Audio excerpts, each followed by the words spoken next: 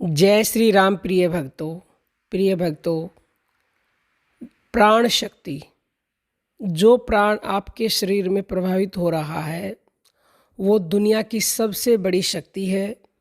हम अपने तकरीबन वीडियो में प्राण शक्ति के बारे में बताते हैं, यह कहते हैं कि आप प्राण जप करो। प्राण जप से ही आप जो चाहो वो कर सकते हो, क्योंकि ऐसा स्वयं भगवान शिव ने कहा है। भगवान शिव कहते हैं कि ये प्राण ही सबसे बड़ा मित्र है।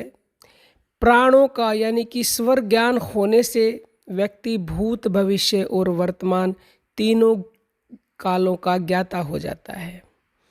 भगवान शिव ने ये स्वयं कहा है स्वर ज्ञान में। भगवान शिव कहते हैं, हे पार्वती, इस शरीर रूपी नगर में प्राण वायु एक सैनिक की तरह इसकी रक्षा करता है। श्वास के रूप में शरीर में प्रवेश करते समय इसकी लंबाई 10 उंगल होती है और बाहर निकलने के समय 12 उंगल होती है।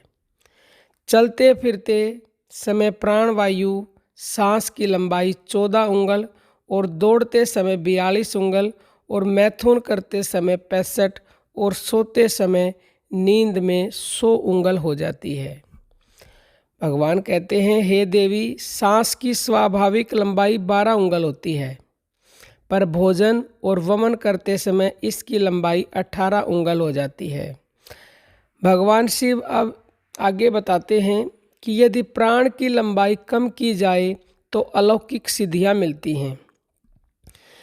यदि प्राण की वायु की लंबाई 1 उंगल कम कर दी जाए तो व्यक्ति निष्काम हो जाता है। 2 उंगल कम होने से आनंद की प्राप्ति होती है और 3 उंगल कम होने से कविता या लेखन शक्ति मिलती है।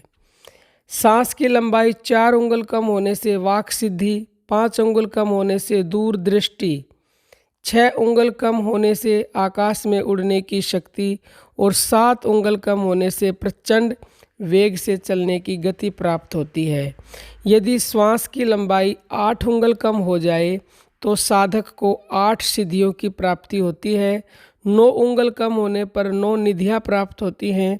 10 उंगल कम होने पर अपने शरीर को 10 विभिन्न आकारों में बदलने की क्षमता आ जाती है और 11 उंगल कम होने पर शरीर छाया की तरह हो जाता है, अर्थात उस व्यक्ति की छाया नहीं पड़ती।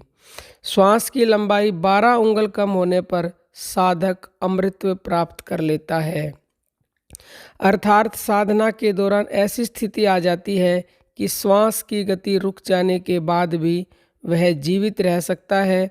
और जब साधक नखशिख अपने प्राणों को नियंत्रित कर लेता है तो वह भूख, प्यास और सांसारिक वासनाओं पर विजय प्राप्त कर लेता है। ऐसे साधक को कोई भी मार नहीं सकता, कोई काट नहीं सकता, जल उसे डुबो नहीं सकता, अग्नि उसे जला नहीं सकती। ये जो हमने अभी तरीका बताया है, यानी कि भगवान शिव ने ये प्राणों की जो विधियां बताई हैं, ये सभी कार्यों में सफलता प्रदान करती हैं। लेकिन प्राण को नियंत्रण करने की विधि आपको गुरु के सानिध्य और कृपा से ही प्राप्त किया जा सकता है। शास्त्रों के अध्ययन से या पढ़ने, सुनने या लिखने से ये समझ में आने वाली बात नहीं है। लेकिन अगर आप प्राण जप करना शुरू कर रखा, जैसे हम बताते हैं, तो करते करते आप ज़्यादा से ज़्यादा प्राण जप करते रहें तो आपके ये स्वाभाविक ही जब अभ्यास में आगे बढ़ जाएंगे तो ये स्वाभाविक ही कम होने लग जाते हैं। ये जैसे कि अभी आप श्वासों पर ध्यान टिकाना शुरू करते हो, पहले उसकी तेज़ी से सांस चलती है, फिर धीरे धीरे धीरे धीरे, और जब बिल्कुल कम हो जाती है, जैसे कि सांस रुक जाती है, तब भी जीवित रह जाता है। तो ये अभ्यास से होगा। और आपने गुरु धारण कर रखे हैं तो अपने गुरु से इस ज्ञान को प्राप्त करें और इसका अभ्यास करें। ये दुनिया का सबसे बड़ा ज्ञान है, इससे बढ़कर कोई ज्ञान नहीं है, क्योंकि प्राण शक्ति से ही आप और हम जीवित हैं। ये पूरी दुनिया उसी शक्ति से चल रही है।